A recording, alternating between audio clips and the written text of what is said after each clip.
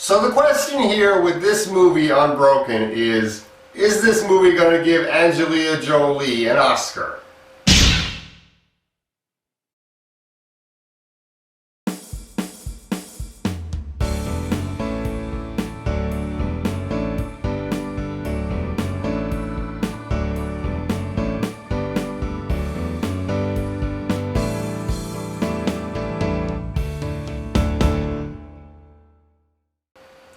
Unbroken, directed by Angelina Jolie. This is her directorial debut where she does a movie based on the true story of Louis Zamperini, played by Jack O'Connell.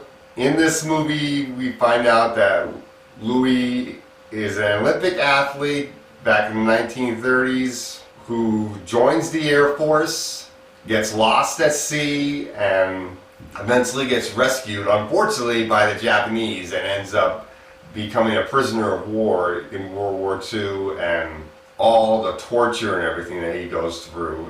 And this was a pretty good movie, but honestly I don't see much for Oscars. Maybe for Jack O'Connell, but not much for Angelina Jolie as far as directors. She does great with the action scenes, but when it comes to story and character development, she doesn't do very well in that department.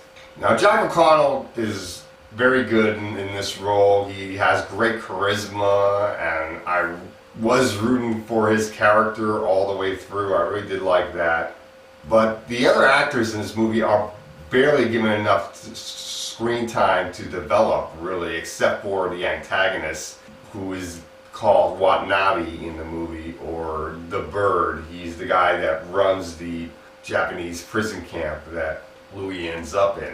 But the other actors, Garrett Hedlund, Jai Courtney, Domhnall Gleeson, these guys are not given much character development. Heck, Jai Courtney's not even in the movie that much. Thankfully, though, I don't really like him that much as an actor. Domhnall Gleeson I like a lot, and he's not in the movie enough to get any real character development there either. And Garrett Hedlund, I don't even remember him being in the movie. I totally forget who he plays.